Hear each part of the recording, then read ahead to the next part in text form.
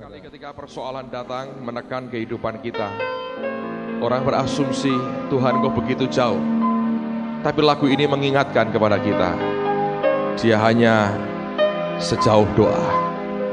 Pada saat kita arahkan hati kita dan mulut kita berseru kepadanya, Anda sudah tiba di hadapannya. Sebab Tuhan tidak jauh dengan kita, Dia hanya sejauh doa.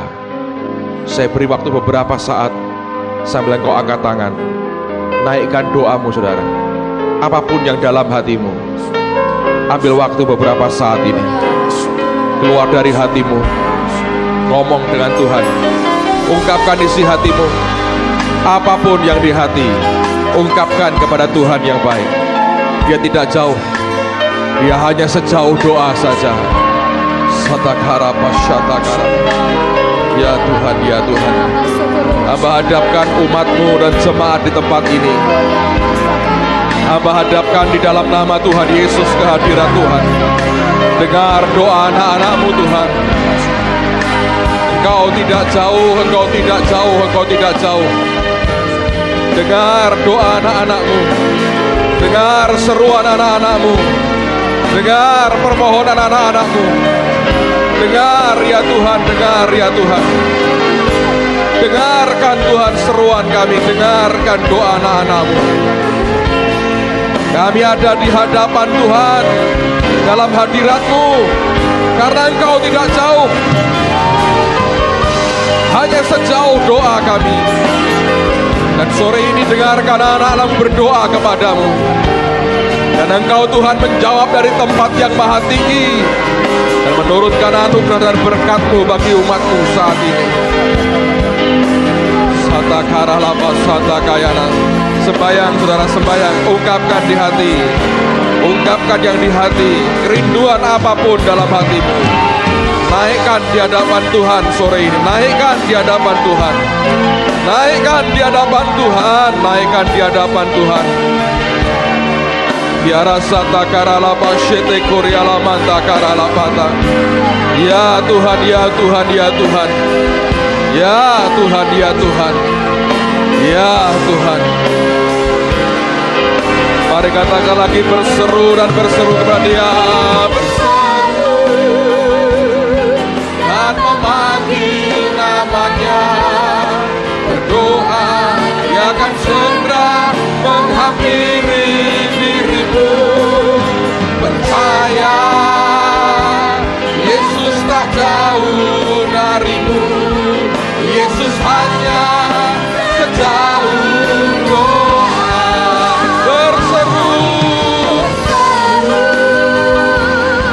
dan memanggil namanya. Berdoa, Dia akan segera menghampiri dirimu. Percaya, Yesus tak jauh darimu. Yesus hanya sejauh doa. Oh ya, berseru dan memanggil namanya. Berdoa, Dia akan segera menghampiri dirimu. Percaya, Yesus tak jauh darimu.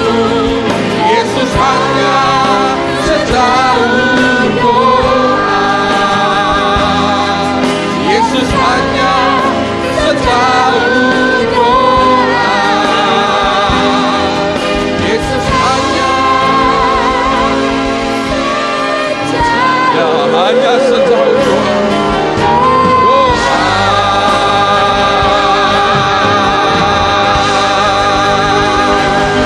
Haleluya.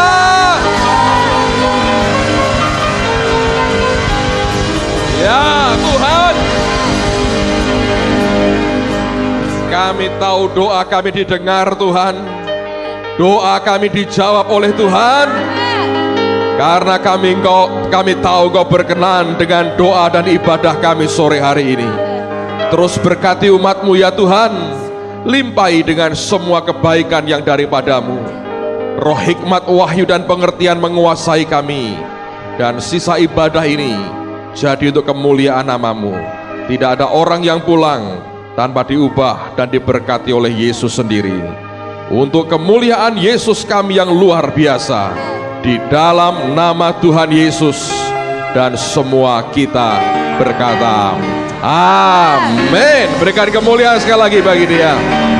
Amen. Silahkan duduk. Saya mau meneruskan sedikit aja apa yang minggu lalu kita sudah pelajari. Kalau Anda masih ingat, ada 3 tokoh sebelum Abraham yang ditulis dalam Ibrani 11 mulai ayat yang pertama. Ada Habel, lalu orang kedua adalah siapa? Henoh, lalu orang ketiga adalah Nuh. Yang membuat 3 orang ini berbeda dengan Abraham di mana? Ada nama lain di sini.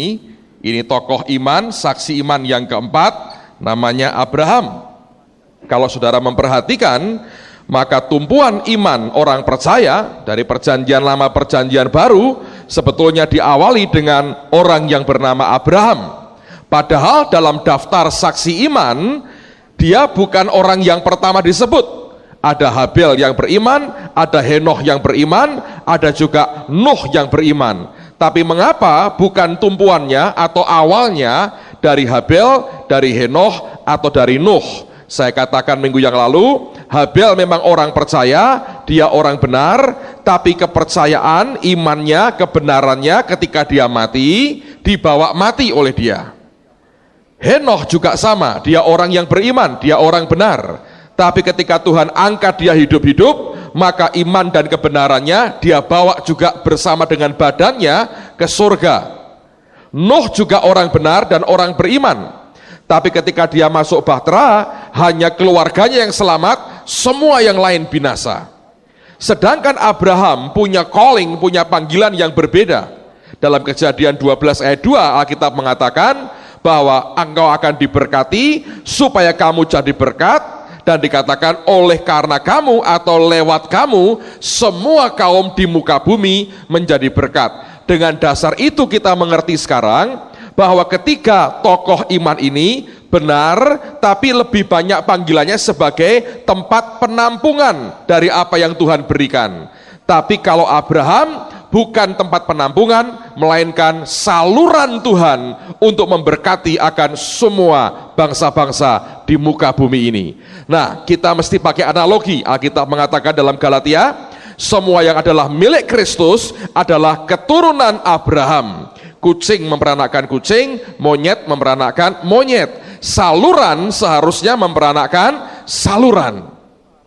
Mengingkari hakikat panggilan kita yang sebenarnya akan berat buat kehidupan kita. Secara daging, semua manusia itu mau dirinya hanya sebagai tempat penampungan, tapi roh kita panggilannya adalah sebagai saluran. Nah, yang mana yang kita mau menangkan akan menentukan ke depan hidup kita seperti apa. Dan saya mau katakan kepada saudara, jangan ikuti dagingmu, ikuti rohmu, karena itu yang Tuhan mau dan inginkan dalam kehidupan kita. Persoalannya adalah untuk menjadi saluran tidak semudah yang orang duga. Karena itu Yesus perlu mendidik kita supaya kita bisa menjadi saluran dan bukan sekedar tempat penampungan. Nah, dengan apa Tuhan didik kita? Dengan apa Dia mau mengubah mentalitas kita? Mari kita lihat dalam Yohanes pasal yang ke-6. Saya akan membaca ayat yang pertama sampai dengan ayat yang ke-15. Yohanes pasal yang ke-6 ayat yang pertama sampai dengan ayat yang ke-15. Judulnya Yesus memberi makan 5.000 orang. Nah, saya mau baca, Anda perhatikan pada Alkitabmu. Sesudah itu Yesus berangkat ke seberang Danau Galilea, yaitu Danau Tiberias. Orang banyak berbondong-bondong mengikuti Dia karena mereka melihat mujizat-mujizat penyembuhan yang diadakannya terhadap orang-orang sakit. Dan Yesus naik ke atas gunung dan duduk di situ dengan murid-muridnya. Dan Paskah, hari raya orang Yahudi, sudah dekat. Ketika Yesus melihat sekelilingnya dan melihat bahwa orang banyak berbondong-bondong datang kepadanya, berkatalah ia kepada Filipus, "Di manakah kita akan membeli roti supaya mereka ini dapat makan?" Hal itu dikatakannya untuk mencobai dia, sebab ia sendiri tahu apa yang hendak dilakukannya.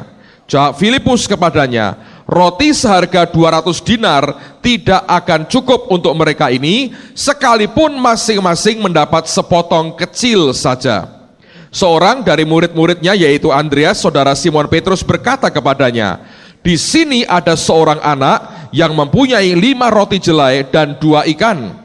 Tetapi apakah artinya itu untuk orang sebanyak ini?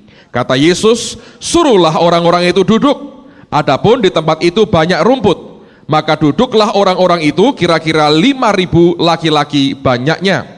Lalu Yesus mengambil roti itu, mengucap syukur dan membagi-bagikannya kepada mereka yang duduk di situ. Demikian juga dibuatnya dengan ikan-ikan itu sebanyak yang mereka kehendaki. Dan setelah mereka kenyang, ia berkata kepada murid-muridnya, kumpulkanlah potongan-potongan yang lebih, supaya tidak ada yang terbuang. Maka mereka pun mengumpulkannya dan mengisi 12 bakul penuh dengan potongan-potongan dari kelima roti jelai yang lebih setelah orang makan.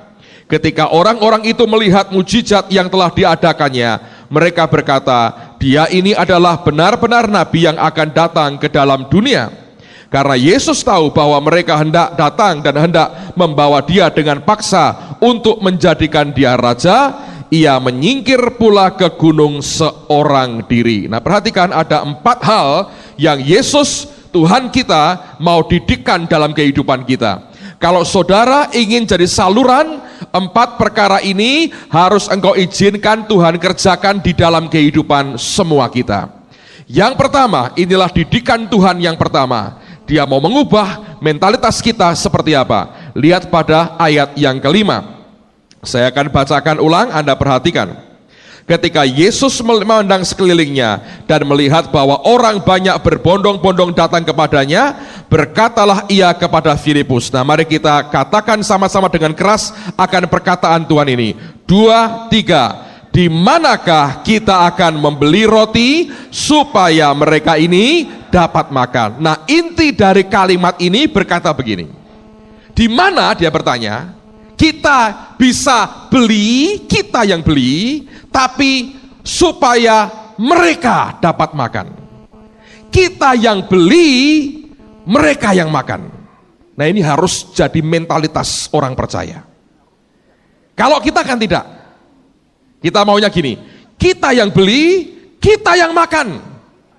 Lebih parah begini, kamu yang beli, aku yang makan. Yesus ngajarnya enggak, kita yang beli, mereka yang makan. Ini mentalitas, saudara. Sejak krisis moneter, minimal 2 kali dalam 2 tahun penuh, saudara, kita gereja memberikan subsidi tiap Sabtu kepada 1.000 kepala keluarga di kampung-kampung di belakang tempat ini. Kita yang beli beras segala macam itu, mereka yang makan. Itu mentalitas saluran. Kalau ini belum diubah seperti itu, tidak mungkin orang percaya bisa menjadi saluran Tuhan. Karena cenderungnya kita ini maunya egois sekali. Ya kan?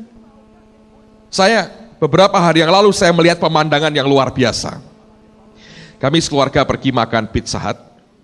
Setelah kami order, di sebelah kami ada meja, ada kira-kira 6 anak muda datang, saudara. Begitu. Lalu karena dekat sekali, saya sempat dengar mereka pesan beberapa, saya nggak hafal. Ditanya oleh pelayannya, ada yang mau salad? 1 anak paling kecil.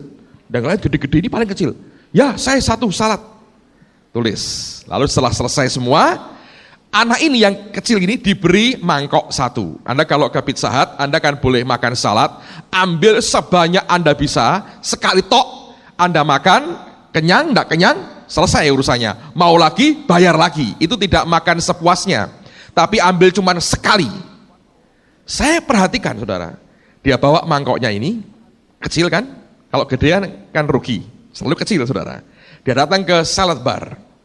Saya nggak tahu cara ngambilnya bagaimana, karena tidak terlalu saya perhatikan. Tapi baliknya ke mejanya aneh. Gini, saudara. Dan yang saya lihat, itu mangkok kecil itu penuh, dan sayurnya dengan dressingnya dibuat begitu rupa, itu ahli sekali. Naik tinggi segunung. Gini. Dan mereka minta piring, dia ambil satu piring, itu mangkok, isinya dia tumpahkan ke piring itu. Jadi sepiring penuh. Terus mereka ketawa, nah bagi-bagi. Jadi bayarnya 1, yang makan 6. Ya, saya masih maklum ini kan uang saku, uang jajan orang tua. Tapi memang orang kalau kecepit itu bisa kreativitasnya tinggi toh saudara ya. Tapi itu jelek. Karena dari kecil kita dididik mentalitas jangan sampai rugi. Nginep hotel andoke gowo. Ya kan? Bed covernya gulung. Kalau perlu uncalke saka jendela. Kita ini dididik dengan mental begitu memang. Dari sejak kecil mentalitasnya begitu. Karena itu berat sekali untuk Tuhan didik kita sebagai saluran seperti Abraham. Kita selalu ingin jadi tempat penampungan.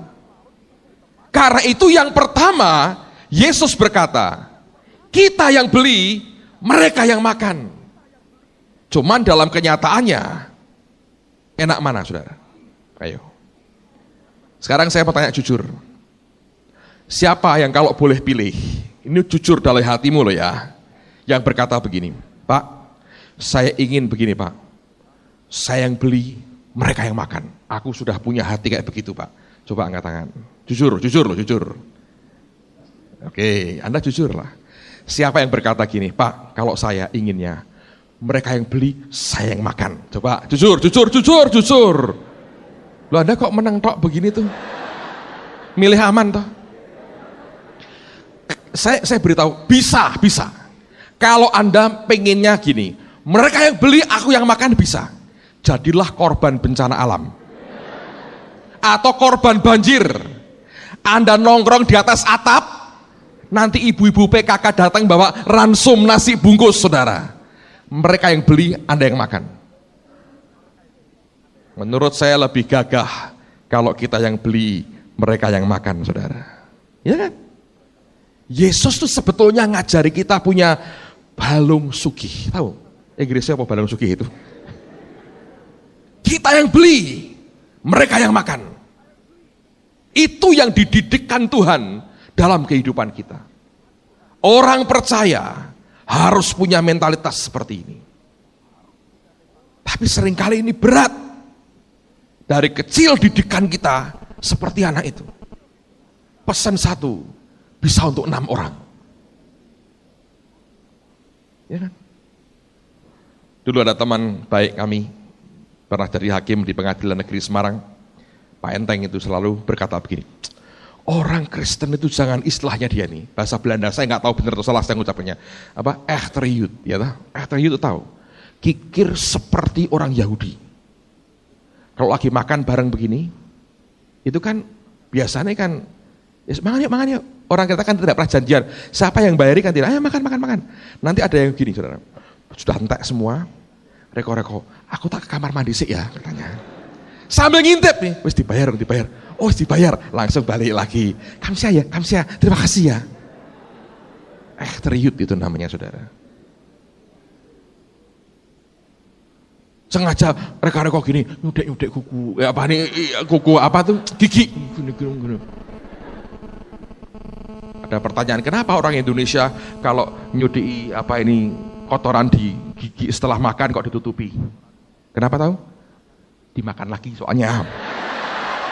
Nah itu tidak mau rugi.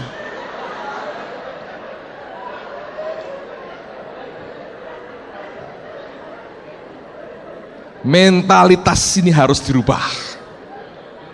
Harus gini. Enak kok. Bumbunya kok sedep ya.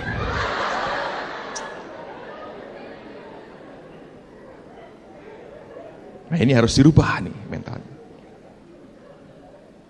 Saya pernah dengar di Jakarta teman saya cerita. Ini pendeta ini. Wah kalau pendeta lebih parah. Ada pendeta kumpul, makan yuk, makan. Nanti kalau sudah kumpul 5-6 orang, rebutan doa makan. Karena biasanya kalau orang pas makan disuruh, kamu yang doa makan itu, orang saya perhatikan agak malu, karena merasa, gimana paling akeh kon doa, gitu kan saudara ya.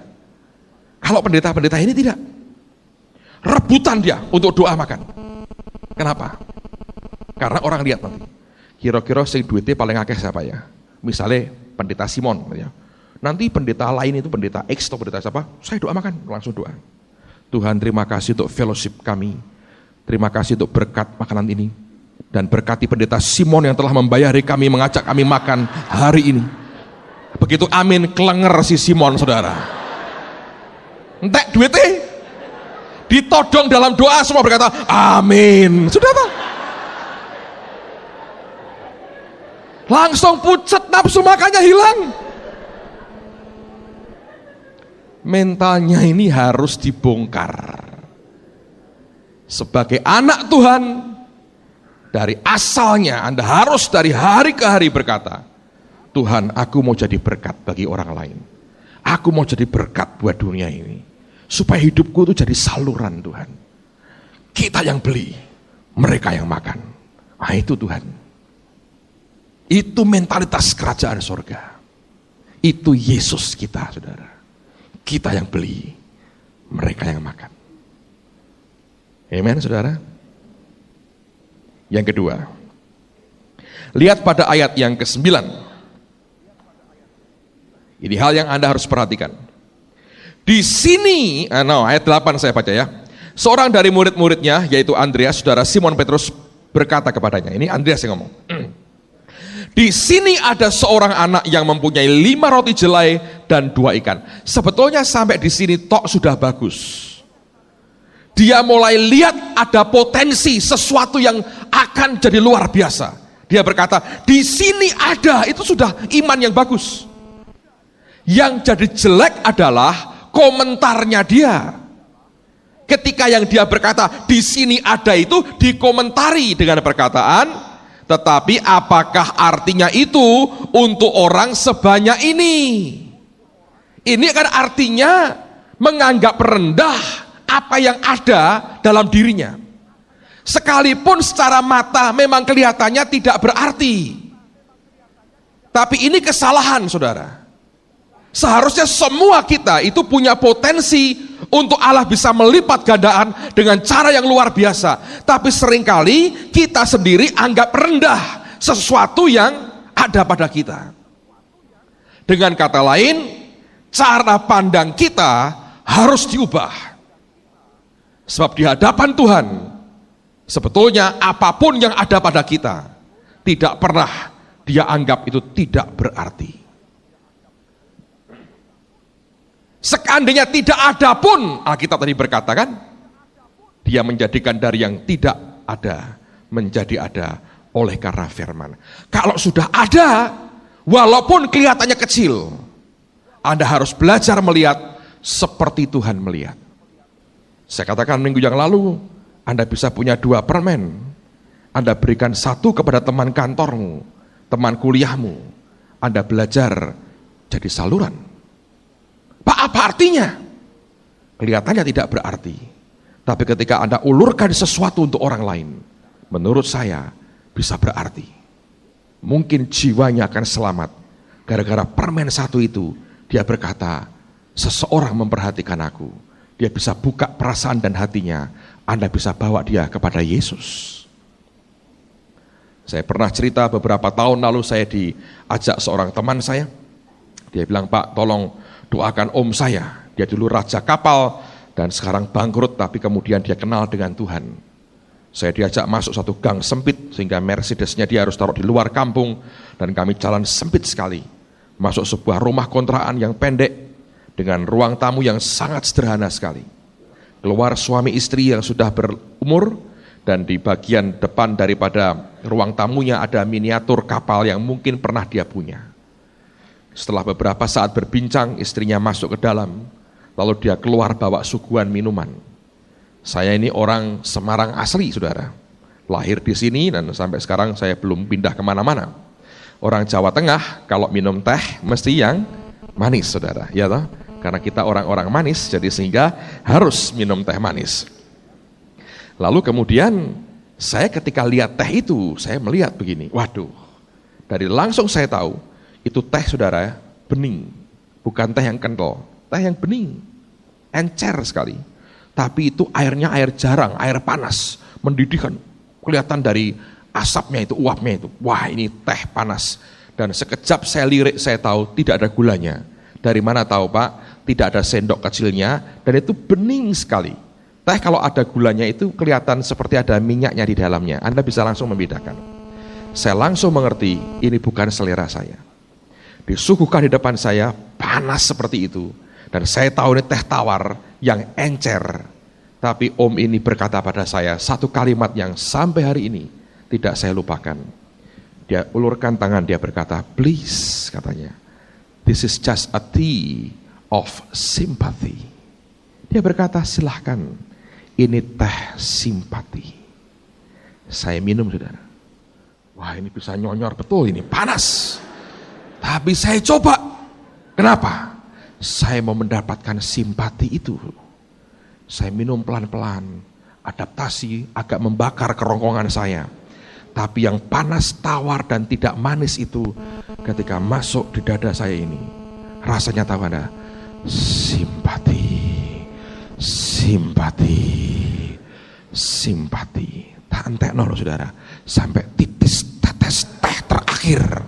Saya tidak mau kehilangan tea of sympathy. Menurut saya itu teh paling enak di dunia yang pernah saya minum seumur hidup saya. Kalau Anda lihat barangnya sederhana sekali, tapi itu ada value-nya. Segala sesuatu harus dilihat dalam value, nilai Tuhan. Jangan dikomentari negatif. Saya nggak punya apa-apa, saya nggak bisa apa-apa. Mesti punya, mesti bisa. Jangan dikomentari. Serahkan dalam tangan Tuhan. Lihat jadinya seperti apa. Ingat, dia hanya sejauh doa. Saya mau tanya pada saudara. Yang sudah jawab, jangan jawab lagi, saudara. Kalau Anda hari ini selesai kebaktian ke Holy Cafe, lihat dua orang pesan minuman, mixed juice, dengan gelas sekian. Lalu yang melayani berkata, Bapak, kalau Bapak, oh enggak, saya enggak pesan. Loh, jadi berdua? Ya, pesan satu itu aja, tapi straw-nya, sedotannya 2. Jadi satu gelas, sedotannya berapa? 2. Kalau Anda lihat pemandangan itu, kesanmu apa? Ayo. Yang di sini jawab, yang di situ jangan jawab. Sini jawab. Kalau saudara lihat orang, 2 orang, pesen minuman 1, sedotan 2. Pak Bin, apa kesannya Pak? Pengiritan. Selalu, itu reaksi yang pertama muncul. Yason, kamu tidak sendirian, nak. Pengiritan, betul. Bisakah orang lihat value yang lain selain pengiritan? Anda lihat apa itu? Ayo, yang sebelah kiri saya. Ini enggak usah. Apa? Apa ada yang lain nggak yang kau bisa lihat? Selain ngirit, menimbulkan kesan apa itu? Hah? Apa? Mesra. Bener. Kayak sinetron-sinetron itu kan? Segelas kita minum berdua. Bukan cuman tukar-menukar bakteri ya saudara, tapi memang ada unsur ngiritnya ya. Ini kan model pacaran bondo nekat itu kan saudara. Tidak modal terlalu banyak kan. Memang uang saku orang tua. Belum punya gold car sendiri dari hasil kerjanya. Tapi itu ada value lain. Mungkin ini calon suami istri yang sedang penjajakan. Perempuannya pengen tahu, serakus apakah calon suamiku? Jangan-jangan belum habis? Atau dia cukup gentleman memberikan peluang kepada calon istrinya untuk menikmati lebih banyak? Anda bisa lihat dari 2 sisi. Anda bisa melihat itu pengiritan, mungkin itu benar. Tapi sisi lain engkau bisa berkata, wah, mesra sekali. Memang tadi saya beritahu laki dan laki itu laki dengan perempuan, saudara. Sebetulnya laki dan perempuan. Kalau laki dengan laki, ngirit tenan tadi sebetulnya itu. Tapi betul kan? Lihat dari sisi mana kita. Apa yang simple nampaknya buat kita. Jangan dikomentari, saudara. Serahin ke Tuhan. Jadinya lihat, luar biasa. Yang ketiga, lihat ayat yang ke-11. Lalu Yesus mengambil roti itu, mengucap syukur, dan membagi-bagikannya kepada mereka yang duduk di situ. Demikian juga dibuatnya dengan ikan-ikan itu sebanyak yang mereka kehendaki. Dalam Amplified Bible dikatakan begini, Jesus took the loaves, and when he had given thanks, he distributed to the disciples, and the disciples to the reclining people.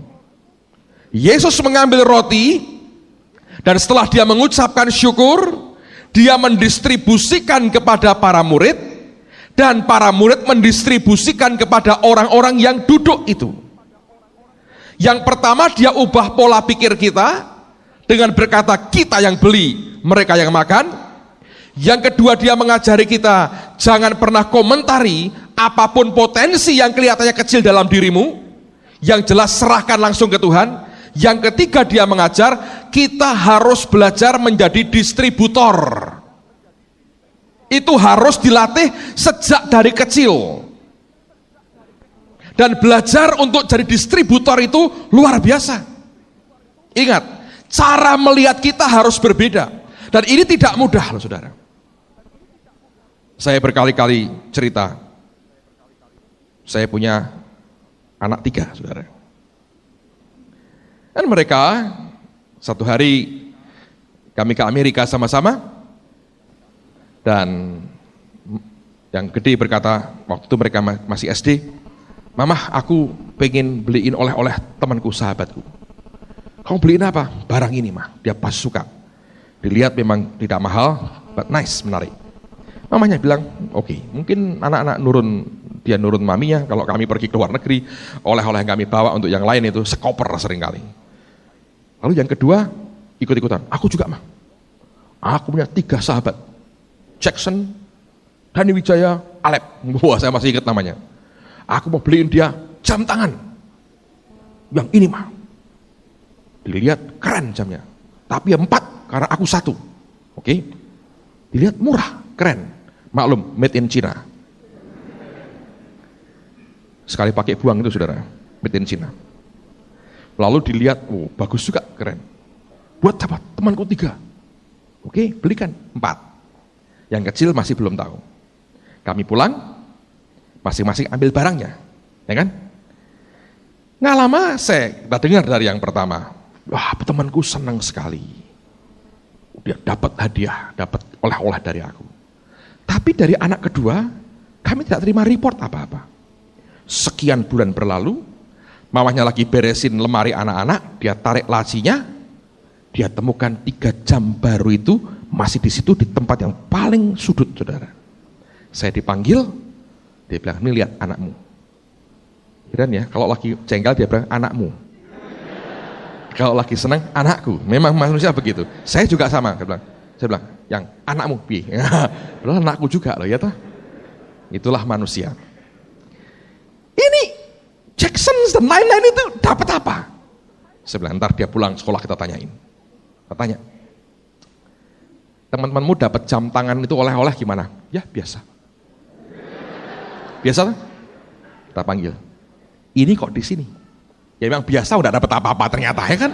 Dia juga benar juga, biasa kan? Karena nggak dapat apa-apa. Ini enak aja, kita yang beli kok dia yang pakai.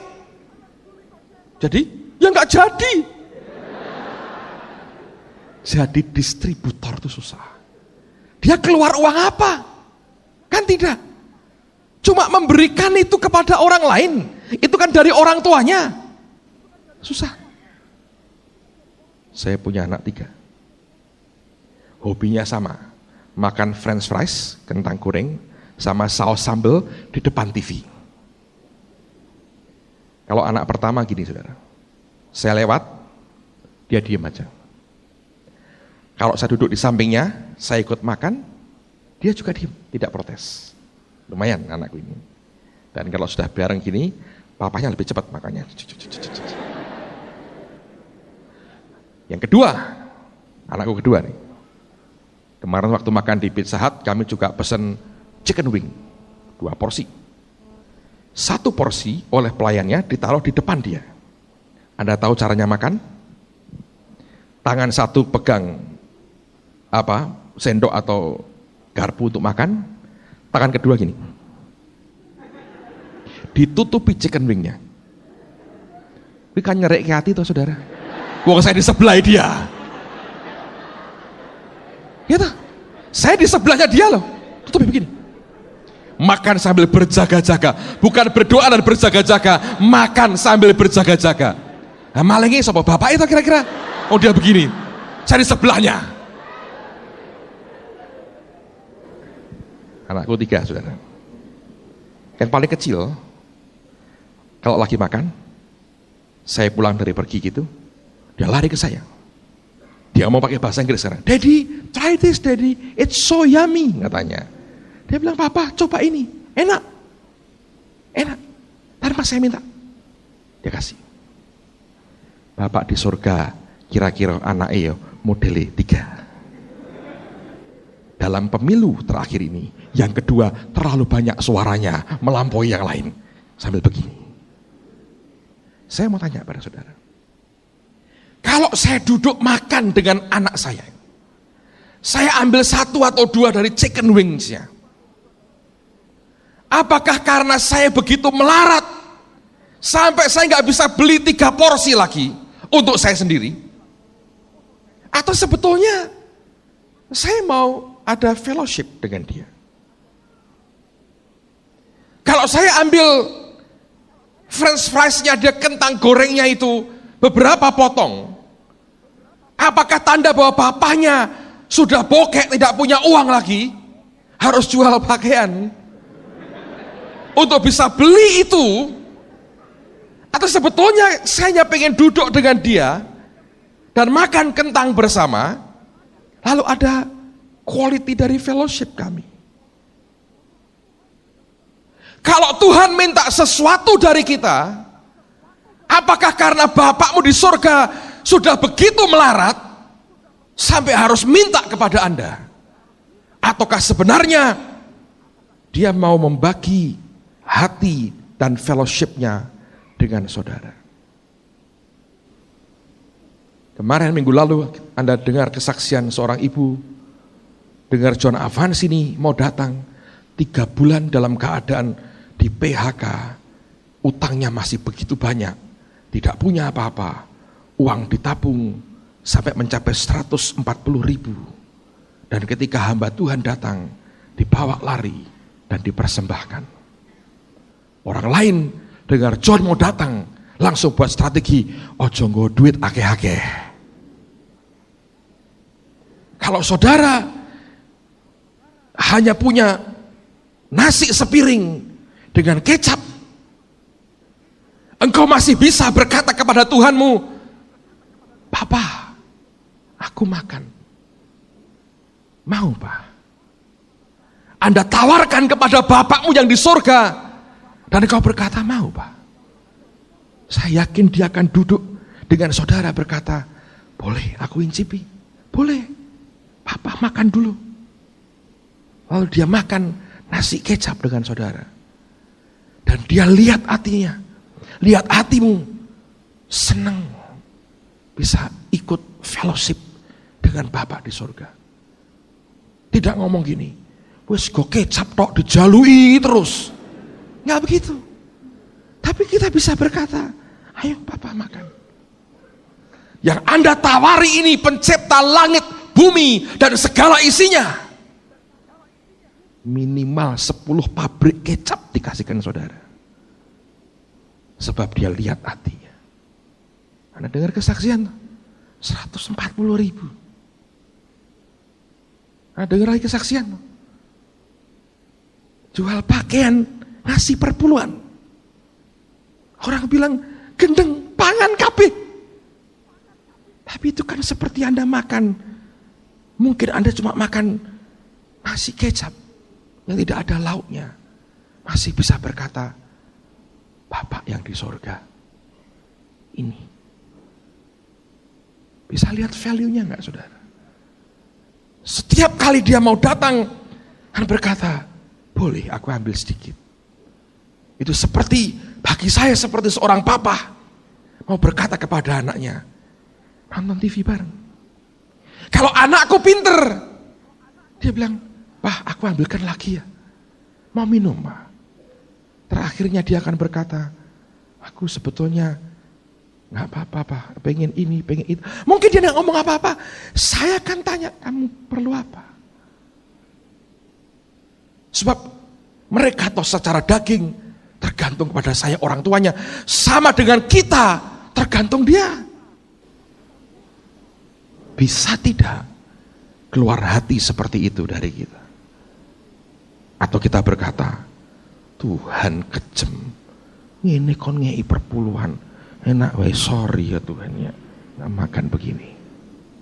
Dia akan berkata, aku tahu kok, ya makanlah, kamu kan kurang tuh, habiskan. Dia mundur dari kita. Bagaimana kalau sikap mental kita diubah dari yang tidak ada? Kita bilang, mau Tuhan. Saya saksi pada saudara. Kalau engkau lihat orang diberkati, jangan lihat luarnya, lihat dalamnya. Ketika tanah selesai dilunasi, saya ngomong dalam nama Tuhan Yesus, saudara. Saya bilang, Tuhan, aku toh ngerti. Harus ada korban yang aku persembahkan kepadamu. Berminggu-minggu saya tanya, apa yang kau mau Tuhan, aku berikan kepadamu. Jujur saya bilang, yang pertama saya tawarkan ke Tuhan saya adalah rumah saya. Sudah ada kolam renangnya dan selesai semua. Saya bilang, kau mau Tuhan? Kalau engkau berkata ya, aku jual sekarang. Kontrak tak lakoni. Engkau mau rumahku Tuhan? Kasih. Dia bilang, no. Mersiku tak tahu lagi. Mersi Tuhan. Engkau berkata ya, kasihkan lagi.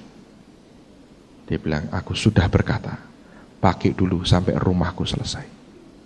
Sekian minggu kemudian, pulang dari Jakarta, duduk di kantor saya, tanya istri saya, dia baru ngomong, engkau korban sekian.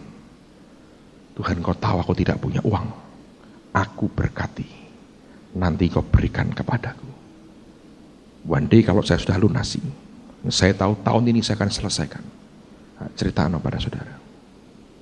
Kami berdua kaget dengan apa yang dia minta. Tapi begitu saya mengiyakan dan kami mulai melangkah, Tuhan hanya berkata begini, pantas kan kamu memberi segitu? Saya bilang, iya Tuhan. Dan tidak bisa dipungkiri, di mana hartamu, di situ hatimu, saudara. Kalau Tuhan minta sesuatu dari kita, bukan Anda tidak boleh Anda lihat duitnya. Sebab materi itu tidak ada artinya buat dia. Yang dia mau kejar, dia mau tarik itu hati kita ini. Lekatkan ke dia. Sebab tidak ada cara lain untuk membuat hati melekat. Saya berkata, bohong besar. Orang kikir bisa berkata, I love you Jesus. Bohong besar. Kalau harta kita tidak ke dia, bohong besar kita berkata, hatiku tertuju kepadamu. Paling hanya emosi. Saya belajar dari Tuhan. Saya ceritakan kepada Anda apa adanya. But it is true. Yang terakhir, yang keempat, ayat yang ke-12. Dan setelah mereka kenyang, ia berkata kepada murid-muridnya, kumpulkanlah potongan-potongan yang lebih. Mengapa harus dikumpulkan? Perhatikan, supaya tidak ada yang terbuang. Yesus itu efisien. Kalau engkau ingin jadi saluran, engkau harus meyakinkan dia. Apapun yang Tuhan berikan dalam hidupmu, tidak hanya uang, tidak akan tercecer di mana-mana. Beberapa orang pemuda diberi Tuhan wajah yang tampan, tapi tercecer di mana-mana. Tiap hari hanya katanya tebar pesona katanya. Beberapa perempuan diberi wajah yang cantik, tapi tercecer di mana-mana. Beberapa orang pemuda diberi Tuhan wajah yang tampan, tapi tercecer di mana-mana. Tiap hari hanya katanya tebar pesona katanya. Beberapa perempuan diberi wajah yang cantik, tapi tercecer di mana-mana. Dia mijeti banyak suaminya orang, tapi seharusnya hanya mijet suaminya sendiri. Tadi Pak Andreas disensor istrinya, menurut saya itu ada yang di-cut dari istrinya.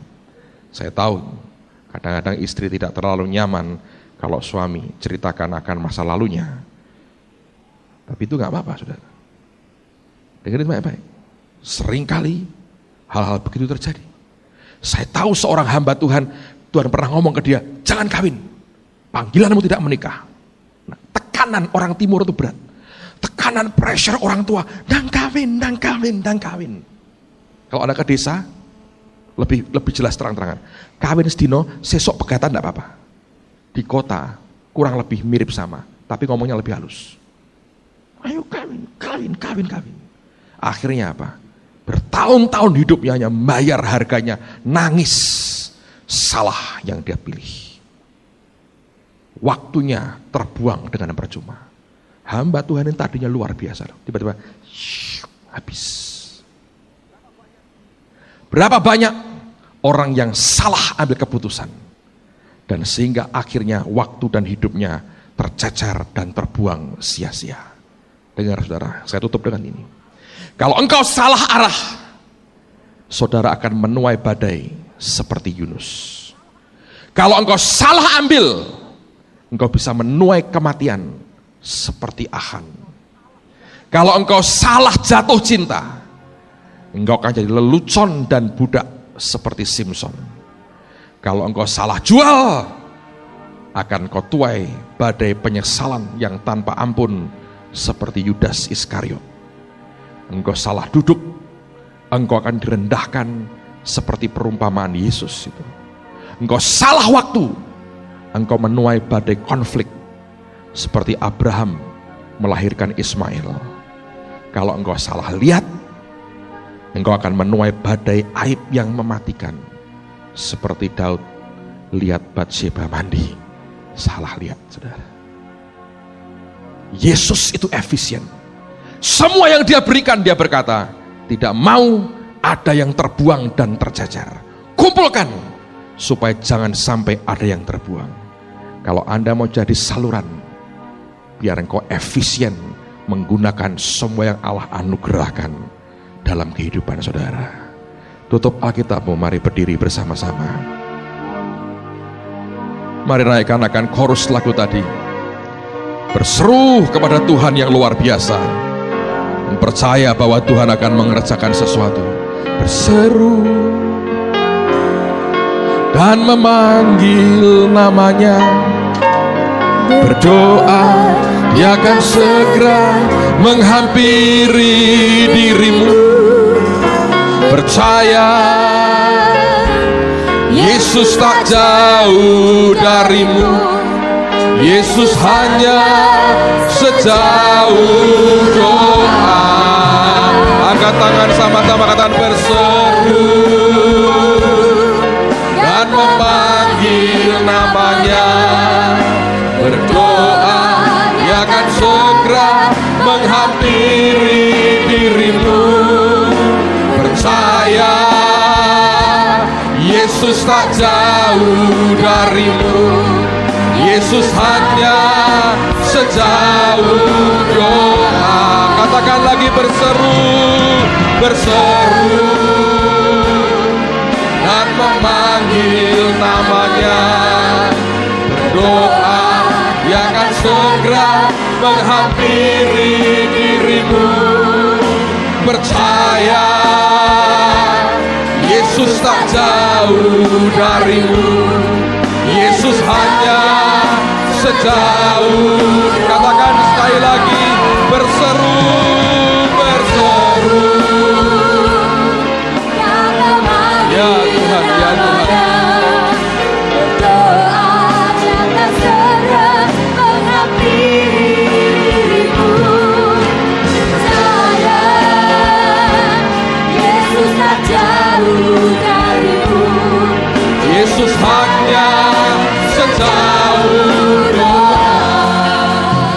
saya mau berdoa. Kalau ada yang engkau ingin ungkapkan lagi di hadapan Tuhan, angkat tangan di tempat masing-masing, saya doakan saudara. Tuhan, lihat akan tangan yang kami naikkan di hadapan-Mu. Ini kerinduan hati kami, Anda ngomong dengan Tuhan langsung. Karena Tuhan di tengah-tengah kita. Bicara dengan Tuhan-Mu yang maha baik. Engkau dengar akan doa anak-anak-Mu ini sekali lagi Tuhan. Di dalam nama Yesus, turunkan anugerah-Mu. Turunkan anugerah-Mu. Berseru namanya, berdoa dia akan segera menghampiri